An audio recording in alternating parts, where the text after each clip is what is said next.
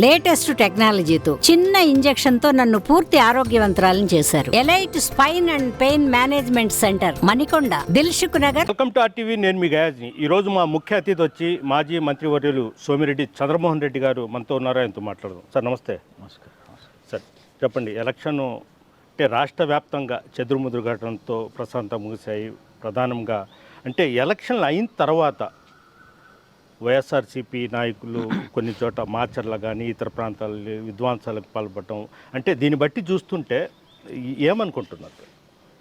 అంటే వాళ్ళకు ఒక ఫ్రస్ట్రేషన్లోకి వెళ్ళిపోయినారు. ఎలక్షన్ జరిగిన ట్రెండ్ చూసిన తర్వాత, క్యూలో ఉండే జనాన్ని చూసిన తర్వాత ఆటోమేటిక్గా కూటమికి పాజిటివ్గా ఉందనేది అర్థమైపోయింది. అక్కడి నుంచి ఎంత న్యూసెన్స్ చేస్తే ఓటింగ్ శాతం తగ్గాలని చాలా నియోజకవర్గాల్లో ప్రయత్నం చేశారు. ఎలక్షన్ అయిపోయిన తర్వాత దాడులు చేశారు. ఎందుకంటే ఓచుకోలేకపోయినారు. అంటే వాళ్ళ రాజ్యం పోతుంది, ఇప్పుడు దాకా దోపిడీ, కోట్లు దోపిడీ చేసే విధానం పోతుంది. అందుకని అప్పటికప్పుడు ఓచుకోలేక దాడులు చేసినారు.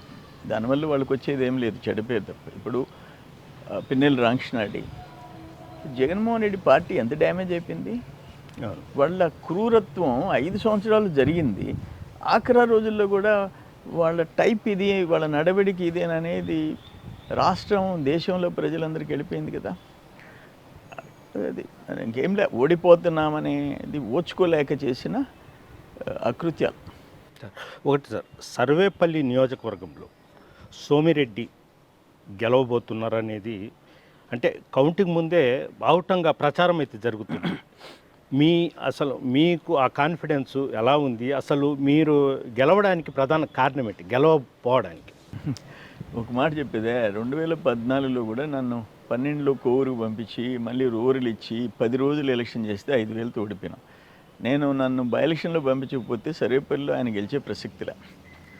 14లో 19 ఆయన ఎమ్మెల్యేగా అపోజిషన్లో ఉన్న ఆయన చేసిన ఘోరాలు, కల్తీ మద్యము, మనుషులు చచ్చిపోవటము, ఇవన్నీ నీకు 19లో కూడా ఆయన గెలిచినవాడు కాదు. జగన్మోహన్ రెడ్డి ఒక్క ఛాన్స్ అని చెప్పి జగన్మోహన్ రెడ్డి బుట్టలో ఓటర్లు పడిపోయినారు. జగన్మోహన్ రెడ్డిని చూసి ఓటేశారు. అప్పుడు కూడా గోవర్ధన్ రెడ్డి గెలుపు కాదు అది. సరే, ఇప్పుడు ఏంటంటే ఇంక చెప్పబడలే. ఈ 5 సంవత్సరాలు ఓపెన్ హెరాస్మెంట్, జైళ్ళు, ఆస్తుల ధ్వంసం, ఎంతమందిని జైలుకి పంపించాడు, ఎన్ని దొంగ కేసు. ఎవరైనా రోడ్లో హారతి ఇస్తే వాళ్ళ షాప్ బయలిపోయింది. ఇప్పుడు ముతుకూరులో ఇవ్వగడం జరిగింది. లోకేష్ బాబు పాదయాత్ర మేము నెల్లూరుకి వస్తున్నాము. ఆ తాళపూడిలో ఒక భార్యాభర్తలు హారతి ఇచ్చారు, వాళ్ళ షాప్ పాల్గొట్టేశారు. వెంకటాచలంలో పాల్గొట్టేశారు షాపు. అంజద్ ఫాదరు కయ్యూము, వాళ్ళకు అతను తెలుగుదేశం కార్యకర్తగా పనిచేస్తున్నాడు. మిషన్ వెళ్ళిపోయింది, పగలు కొట్టేసింది. ఎంతమంది బతుకు తెరువులు, ఎన్ని 16 ఎకరాలు సముద్రంలోకి వదిలేశారు. వాడు చెమడగుంటలో కాటా బాలు కొట్టారు, టవర్లు బాలు కొట్టారు, ల్యాండ్ రికార్డ్స్ మార్చేసేసినారు. ఇవన్నీ ఈ 5 సంవత్సరాల్లో అణిచిపెట్టుకున్నారు ప్రజలు. ఇప్పుడు తోటి ఒక ఊర్లో ఒక 4 అన్యాయం జరిగింది, కురవాళ్ళు కూడా జీర్ణించుకోలేరుగా, భయంతో బతికారు. భయంతో షెడ్యూల్ వచ్చే ముందు వరకు చంద్రమోహన్ రెడ్డి ఓడిపోతున్నాడు, గోవర్ధన్ రెడ్డి గెలుస్తున్నాడు. ఎలక్షన్ షెడ్యూల్ ప్రకటించిన తర్వాత రివర్స్ అయిపోయింది, చేంజ్ అయింది. అంటే ధైర్యంగా ఇంక ఎన్నికల కోడ్ వచ్చింది కాబట్టి మనకి ధైర్యం ఉంది. ఆ పోలీసులు ఆయన మాట చెల్లదు అన్న తర్వాత ఓపెన్ అయినారు. ఈరోజు అసలు కసితో ఎలక్షన్ చేశారు. నేను 94 నుంచి ఎలక్షన్స్ చేస్తుండా. అంతకుముందు మా సేనమామ ఎలక్షన్స్ చూసా. దాదాపు 40 ఇయర్స్ నుంచి ఎలక్షన్స్ చూస్తున్నాం. కానీ ఈ ఎలక్షన్స్లో సర్వేపల్లిలో కార్యకర్తలు, నాయకులు, ప్రజలు వాళ్ళే ఎలక్షన్ చేశారు నా ఎలక్షన్.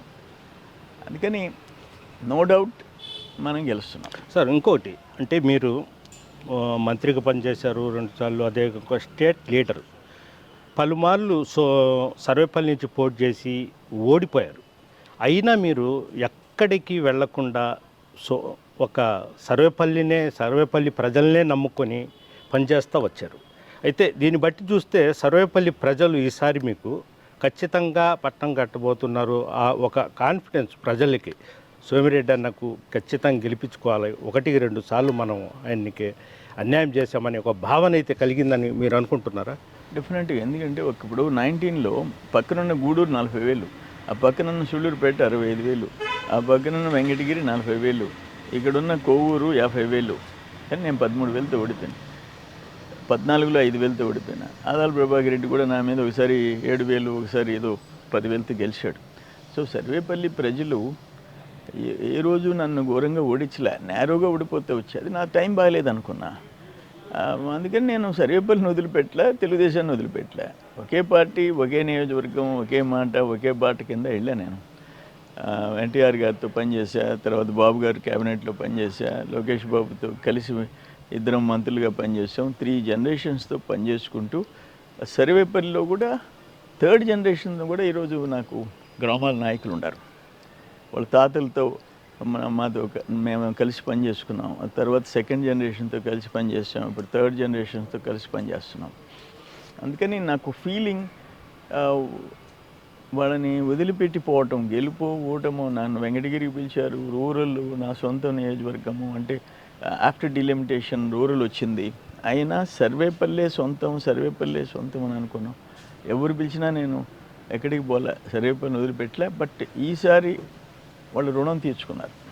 నిజంగా వాళ్ళు చేసిన ఎలక్షన్ తెగబడి చేసినారు. వాళ్ళ మీద ఎంతమంది మీద పోలీసులు కేసులు పెట్టాడు గోవర్ధన్ రెడ్డి.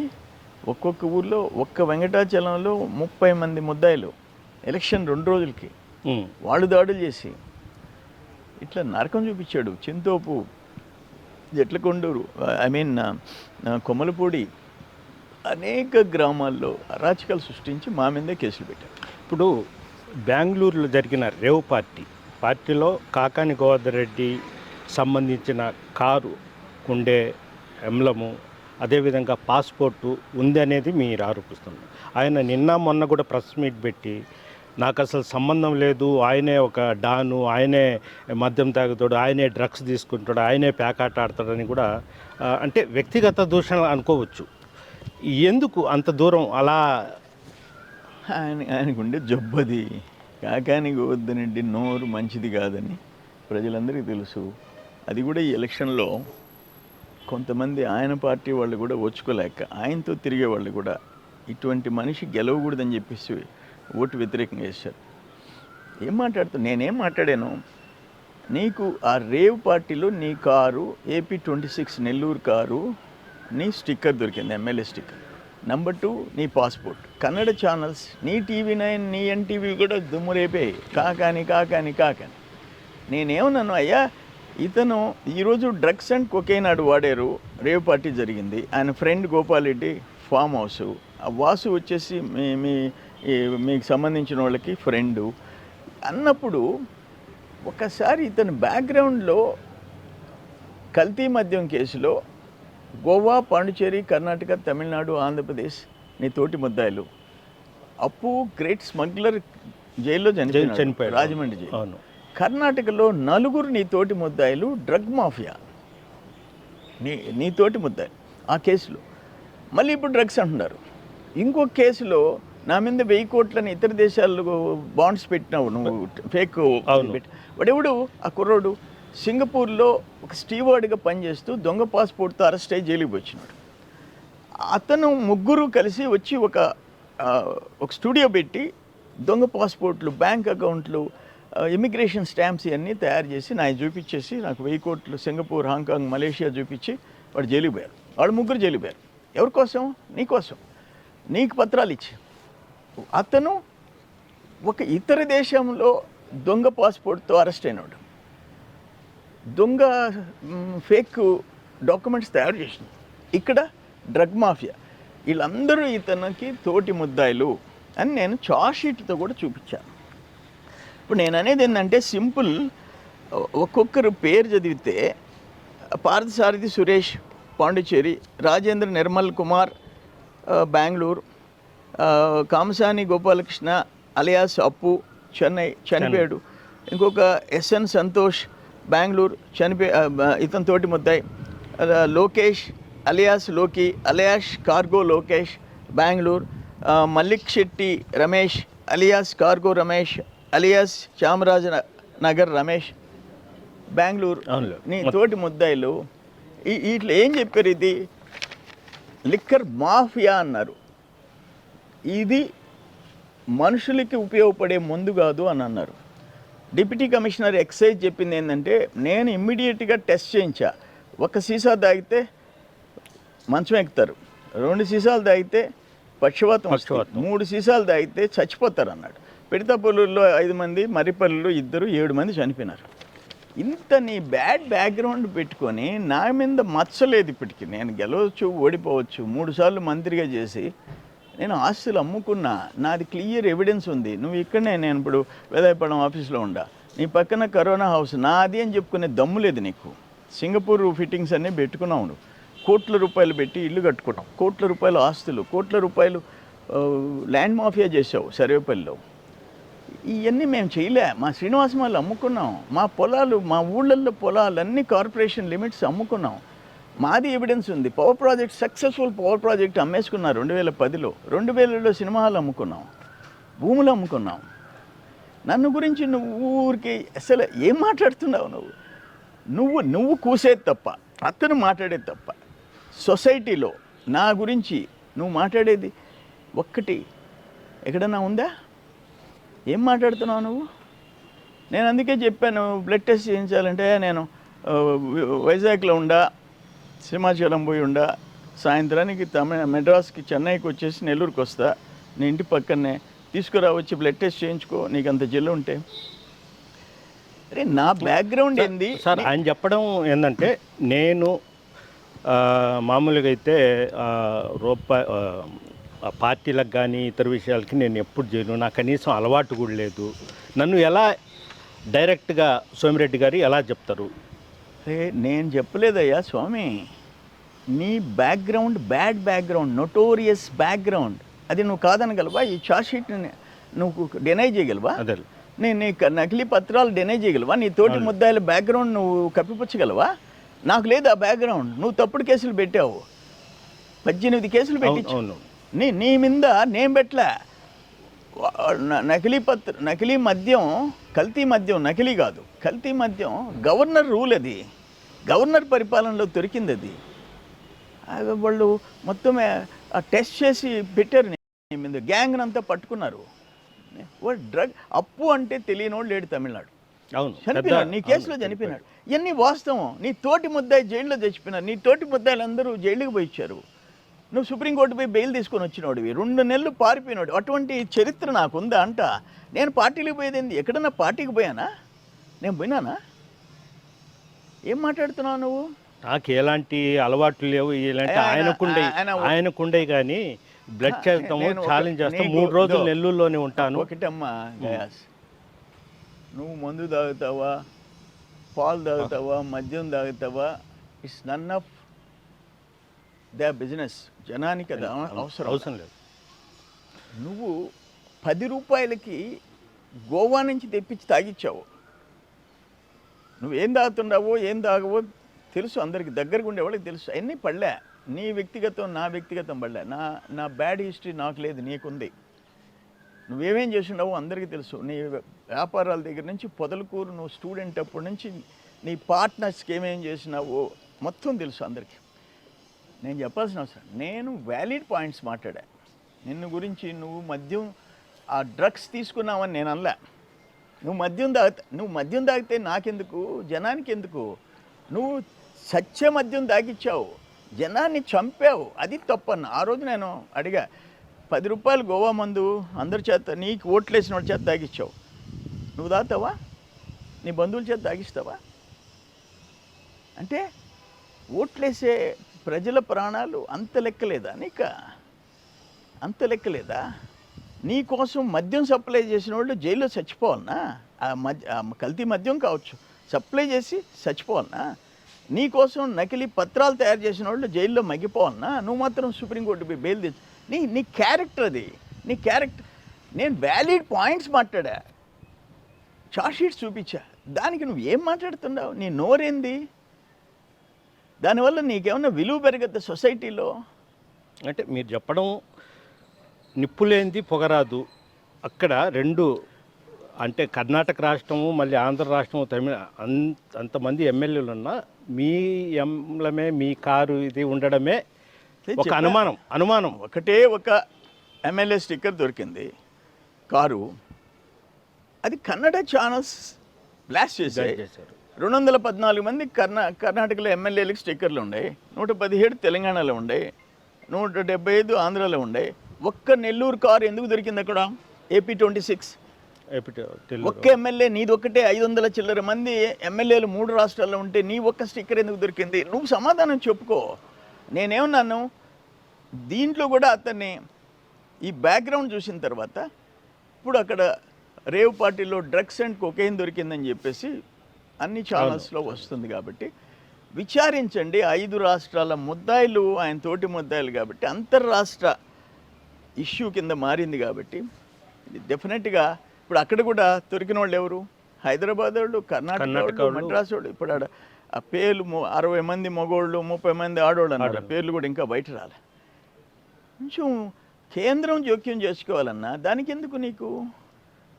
ఆయన చెప్పడం ఏంటంటే ఆ పార్టీ ఏర్పాటు చేసిన సమ్ రెడ్డి ఏదో పేరుంది, సుబ్బారెడ్డి, గోపాల్ రెడ్డి, వాసు గోపాల్ రెడ్డి, వాళ్లకు నాకు అసలు సంబంధమే లేదు. నువ్వు చేసుకోవయా, నీకు సంబంధం లేనప్పుడు నీకు ఒక అలిగేషన్. ఇది మేము తెలుగుదేశం పార్టీ చేసింది కాదు, అది కన్నడ ప్రభుత్వం పట్టుకొని ఛానల్స్లో బ్లాస్ట్ చేసింది. చెప్పుకో, నువ్వు సమాధానం ప్రూవ్ చేసుకో. అంతేగాని నువ్వు రేపులు చేస్తావు ఏం అంత మరి మదం ఎక్కిపోయి మాట్లాడితే అంత మదమా? కొవ్వెక్కిందా? ఏం మాట్లాడుతున్నావు? నేనైతే ఆ భాష మాట్లాడలేను. ఎవరన్నా పక్కన వాడిని కూర్చోబెట్టి మా వాళ్ళ చేత మాట్లాడి ఇంకా వల్గర్గా మాట్లాడిస్తా. గౌరవం నీకు? కొంచెం సిగ్గు ఉండబడలే, మానవత్వం ఉండబడలే? ఏం మాట్లాడుతున్నావు నువ్వు? నా మీద ఆనందే ముందు మీద ప్రెస్ కాన్ఫరెన్స్ పెడితే అబౌవ్ 7 years కేసు పెట్టించావు. ఎందుకు ఛార్జ్ షీట్ ఫైల్ చేయలేదు? ఎందుకు నన్ను అరెస్ట్ చేయలేదు? గట్స్ లేవు నీకు, తప్పుడు కేసులు పెట్టిస్తావు నువ్వు, గట్స్ లేవు. అదేవిధంగా మీ అప్పుడు ఈ వైట్ స్టోన్ దాని మీద కూడా చేసినప్పుడు థర్డ్ జనరేషన్ వాళ్ళని కూడా మీ పైకి పంపించిన సందర్భం. క్వాడ్జ్ నీ తాడిపత్రి పక్కన వరదాపురం, నీ తోడేరు పక్కన తాడిపత్రి పంచాయతీ వరదాపురం, నీ తోడేరు ఆనుకొని మీ మామూళ్ళు పెత్తనం చేసే మరుపూరు క్వాడ్జ్ గ్రావెల్, అక్కడ Mogallur quartz, Mudigedu quartz, 6 mines without mining lease నీ మండలంలో జరుగుతుంటే blasting material without obtaining permission blast చేస్తూ ఉంటే ఆడ గిరిజనుల బిడ్డలు ప్రాణాలు అరచేతిలో పెట్టుకొని బతుకుతుంటే చూసి ఓర్చుకోలేక నేను అప్పటికప్పుడు స్పాంటేనియస్గా సత్యాగ్రహం కూర్చున్నా. దానికి కూడా హిజ్రాల్ని పంపించాడు. హిజ్రాల్ అంటే కంబైన్డ్ ఆంధ్రప్రదేశ్లో ఒక పొలిటికల్ లీడర్గా ఉండేవాడు ఎవడైనా రాజకీయ ప్రత్యర్థి మీద మగ ఆడగానే ఎవడని పంపించినవాడు ఎవడన్నా ఉండాడా? నీ చరిత్రది, నువ్వేం మాట్లాడతావు? నీ చరిత్ర.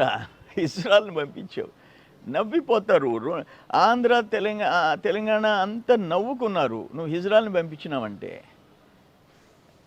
సార్ ఒకటి అంటే అది పక్కన పెట్టేసేయండి. ఇది అంటే మీ వర్గీయులు కానీ టీడీపీ వాళ్ళు కానీ మీరు కూడా పూర్తిగా ధీమా అంటే 4వ తేదీ పక్కాగా నేను గెలుస్తున్నానని. ప్రధాన సమస్యలు ఏమిటి? మీరు గెలిచిన వెంటనే ఆ సర్వేపల్లి నియోజకవర్గానికి ఎలాంటి సమస్యలు ఉండేవి? ఏం గుర్తు? కృష్ణపట్నం కంటైనర్ పోర్ట్ తరిమేశాడు, డర్టీ పోర్ట్ కింద మార్చేశాడు. అక్కడ జెన్కో అది super critical thermal power station, దాంట్లో ఒక సిస్టమ్ ఫెయిల్ అయింది. 300 కోట్లు సంవత్సరం నుంచి నైట్ టైం బూడిద వదిలేస్తుంది అవుట్లెట్స్ నుంచి, పగలు పొగ వదులుతున్నారు. ఏమైపోయినాయి ఆ గ్రామాలన్నీ? బాగా పొల్యూషన్ ఏమైపోయినాయి? పంటలు 3 పుట్లకి తగ్గిపోయినాయి, 4.5 పుట్లది 3, 2.5 పుట్లకి తగ్గిపోయినాయి. మనుషులు బతకలేకున్నారు. ఏం చేస్తున్నావు నువ్వు? నీ గవర్నమెంట్ ఏం చేసింది? 1 year. ఈరోజు మా వాళ్ళందరూ పోయేసి వచ్చారు అక్కడికి. అటువంటివన్నీ మా నెత్తిన పడుతున్నాయి. ఇప్పుడు ప్రజల ఆరోగ్యం కాపాడుకోవాల్సిన బాధ్యత మాది. నేను ఎలక్షన్ ప్రచారం పోతే అయ్యా మేము బతకలేకున్నాం. నీకు ఆ కన్సర్న్ ఉందా? ఎంతసేపు మట్టి అమ్ముకుంటామా, ఎర్రమట్టి అమ్ముకుంటామా, తెల్లరాయి అమ్ముకుంటామా, టోల్ గేట్లు పెట్టుకుంటామా? నీ మండలంలో 6 క్వాడ్స్ వితౌట్ లైసెన్స్ ఇల్లీగల్ మైనింగ్ జరుగుతుంటే ఆఖరన కోడ్ వచ్చిన తర్వాత పోయినారు విధి లేక. నేను ఆఖరికి ఢిల్లీ ప్రైమ్ మినిస్టర్కి కంప్లైంట్ చేస్తే ఆపారు వరదాపురం. కోడ్ వచ్చిన తర్వాత ముదిగేడు మొగళ్ళూరు ఆపారు, కేసు పెట్టారు. ఎవరి మీద పెట్టారు? నీ మనుషుల మీదనే పెట్టారు. ఏం పెనాల్టీ వేశారు? టన్ను 30,000కి పోతుంటే 800 వేశారు టన్నుకి. దానికేముంది? ఇంకో అందరూ తవ్వుకుంటారు. 30,000 కూడా అమ్ముకుంటాడు, 800 వేస్తూ ఉండు. ఎక్కడ పోయినాయి సిస్టమ్స్? ఏమైపోయినాయి జగన్మోహన్ రెడ్డి రాజ్యంలో? వాళ్ళ కాళ్ళ కింద మైనింగ్ చట్టం నలిగిపోయింది. నేను ఒక ట్రక్కు వరదాపురంలో బ్లాస్టింగ్ మెటీరియల్ ఒక ట్రక్ పట్టిస్తే అరే ఈ రోజుకి ఒక్కడి మీద కేసు లేదు, అరెస్ట్ లేదే. టెర్మినల్ కంటైనర్ అసలు ఏం లేదు, కావాలని సోమిరెడ్డి ప్రచారం అప్పట్లో చెప్పాడమ్మా. నేను ఆ కంటైనర్ టర్మినల్ ఏరిపోతే మంత్రి గుండను, ఎమ్మెల్యే గుండను, రోడ్డు మీద వచ్చి కూర్చుంటాను. నేనేం చెప్పాను? జనవరి 20 ప్రెస్ కాన్ఫరెన్స్ పెట్టాను. 31కి కంటైనర్ టర్మినల్ వెళ్ళిపోతుంది, చెన్నైకి కాటుపల్లికి పోతుంది.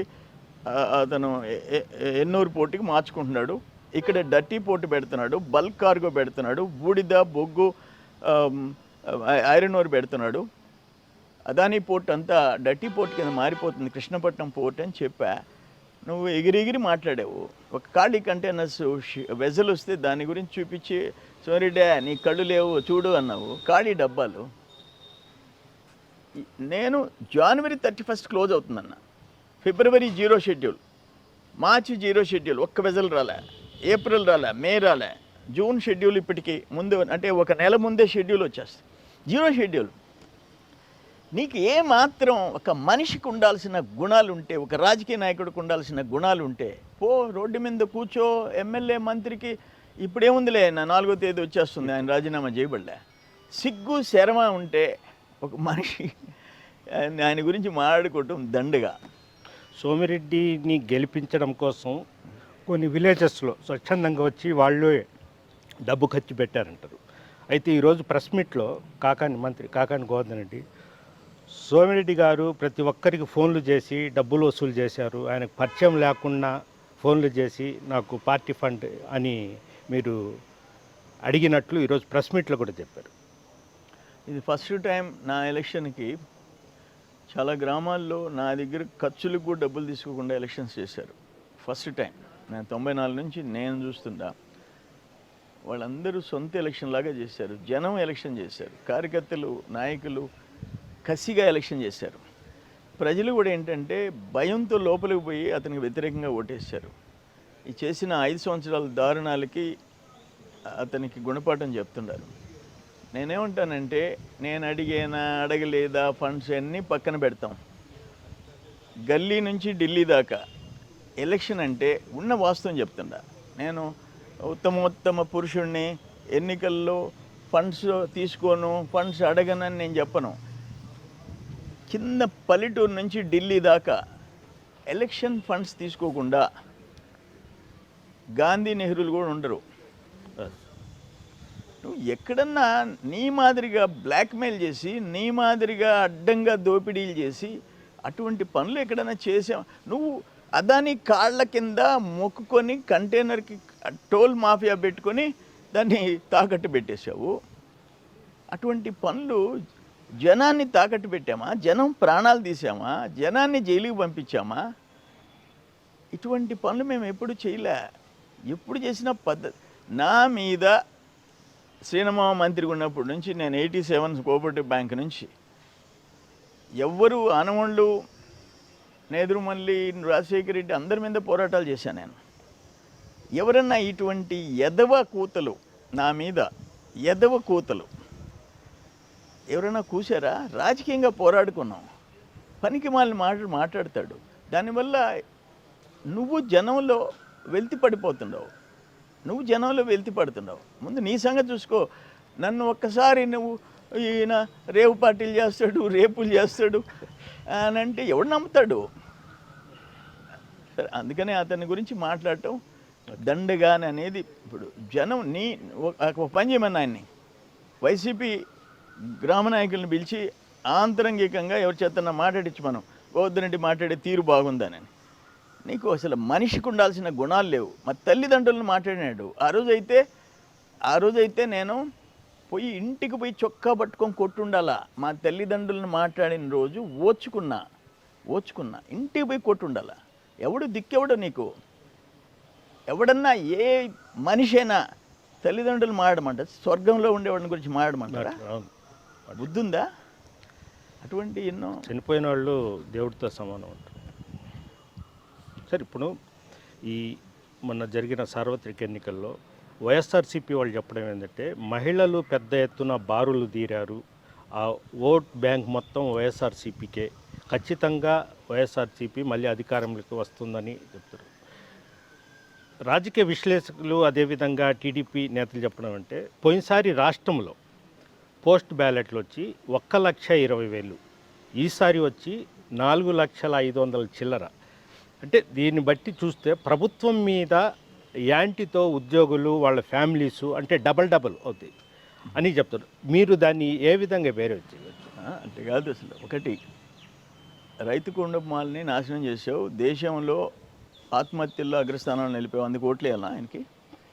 దేశంలో డీజిల్ పెట్రోలు మామూలుగా సెంట్రల్ గవర్నమెంట్ పెంచితే దానికంటే ఎక్కువ పెంచావు. కర్ణాటక కంటే 12 రూపాయలు డీజిల్, కర్ణాటక కంటే పెట్రోల్ 10 రూపాయలు, దానికి ఓటేయాలనా? నేమెందుకు? కరెంట్ ఛార్జీలు 8 సార్లు పెంచావు, దానికి మహిళలు నీకు ఓటేయాలనా? ఏ పాయింట్ ఆఫ్ వ్యూలో వ్యవసాయ శాఖ మూతేసావు, రోడ్లని R&Bని గుంటల పాలు చేసావు, ఇరిగేషన్ సిస్టమ్ని కొలాప్స్ చేసావు. దేనికి వేయాలా చెప్పానండి అతన్ని. నేనేదో బటన్ నొక్కానంటే తిరిగి రివర్స్ బటన్ ఎంత నొక్కావు. అందుకని ఈరోజు పరిస్థితి ఏంటంటే మొత్తం అన్ని వర్గాల్లో ఇటువంటి ప్రభుత్వాన్ని మనం సిస్టమ్స్ కొలాప్స్ అయిపోయినాయి. ఆంధ్ర రాష్ట్రం అన్నపూర్ణ లాంటి ఆంధ్రప్రదేశ్ని అరాచక ఆంధ్రప్రదేశ్గా మార్చేసాడు జగనన్న. అదేమంటే మీ బిడ్డ అని చెప్పి బుడ్డ ముంచాడు. నేనేమంటానంటే అన్ని వర్గాల్లో అసంతృప్తి ఉంది, కక్ష ఉంది, వ్యతిరేకత ఉంది. డెఫినెట్గా ఓపెన్గా బయటకు వచ్చిన వాళ్ళు అసలు యంగ్స్టర్స్ అయితే, యూత్ అయితే నేను ఇప్పటికి చూడలే. వచ్చారు, బయట నుంచి వచ్చారు, ఇక్కడ రోడ్డు మీదకి వచ్చారు, ఎలక్షన్ చేశారు. ఆ పిల్లోడు ఆయన ఒక్కడే ఓటేస్తాడా? వాళ్ళ అమ్మ నాయన్ని వాళ్ళ అవ్వతాతలను వదిలిపెడతాడా? అది ఒక రెవల్యూషన్. ఈ ఎలక్షన్ ఒక రెవల్యూషన్. ఒకవేళ వాళ్ళు ఎలక్షన్లో 1,000 కోట్లు వాళ్ళు ఖర్చు పెట్టి ఉండొచ్చు, అవన్నీ పనిచేయవు. పవన్ కళ్యాణ్ గారు చాలా బాగా మాట్లాడాడు. ఆంధ్రప్రదేశ్ని బతికించుకునే దానికోసం, మా పదవుల కోసం కాదు. అందుకని మేము కలుస్తున్నాం. చంద్రబాబు నాయుడు లాంటి నాయకుడు ఉండాలా. ఆయన ఒక మాట కూడా చెప్పాడు, అక్కడ హైటెక్ సిటీ రాళ్ళు రప్పల కొండల మీద మేము షూటింగ్ చేసేది, అటువంటిది ఈరోజు అమెరికాలకి లండన్లకి పోకుండా అక్కడే షూటింగ్ చేసుకుంటే that is because of Chandrababu. ఆయన ఈరోజు రాజమండ్రి జైల్లో చూడాల్సి వస్తుంది. అందుకని కలుస్తామన్నాము, ఇప్పుడు కలుస్తున్నాం. జగన్మోహన్ రెడ్డిని ఓడించి తీరుతాం, రాష్ట్రాన్ని బతికించుకుంటామని చెప్పాడు. చాలా బాగా చెప్పాడు. మోడీ గారు, అమిత్ షా గారు కూడా ఒక రాష్ట్రానికి ఒక అష్యూరెన్స్ ఇచ్చారు. అందుకని ప్రజలు కూటమిని గెలిపిస్తున్నారు.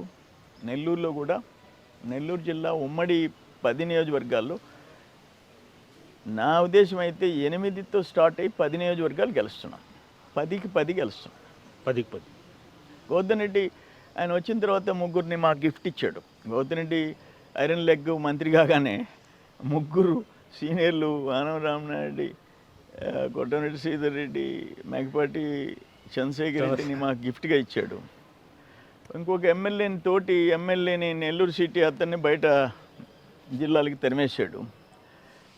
ఇవన్నీ నెల్లూరు జిల్లాలో ఉపయోగపడ్డాయి. డెఫినెట్గా 10కి 10 గెలుస్తాయి. ఓకే, థ్యాంక్ యూ సార్, మీ అమూల్యమైన సమయాన్ని కేటాయిస్తున్నాను.